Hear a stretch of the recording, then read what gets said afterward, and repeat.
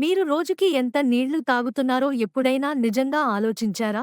మనం రోజు తినే ఆహారంలా నీరు కూడా మన శరీరానికి ఒక ముఖ్యమైన భాగం. సాధారణంగా రోజుకి కనీసం 8 గ్లాసుల నీళ్లు తాగాలి అని చాలామందికి తెలుసు. కానీ వాస్తవంగా ఆ లక్ష్యాన్ని చేరుకుంటున్నవారు చాలా తక్కువ. శరీరంలో నీటి కొరత వస్తే మొదట కనిపించే లక్షణాలు ఏమిటంటే అలసట, తలనొప్పి, నిద్రలేమి, చర్మం పొడిబారడం, మూడ్ స్వింగ్స్. కొందరికి జీర్ణ సమస్యలు కూడా మొదలవుతాయి. నీరు తాగడం వల్ల మన శరీరం టాక్సిన్లను బయటకు పంపుతుంది. అంటే డిటాక్స్ ప్రక్రియ సహజంగా జరుగుతుంది. మూత్రపిండాలు, కాలేయం, చర్మం ఇవన్నీ నీటి వల్ల ఉత్తమంగా పనిచేస్తాయి.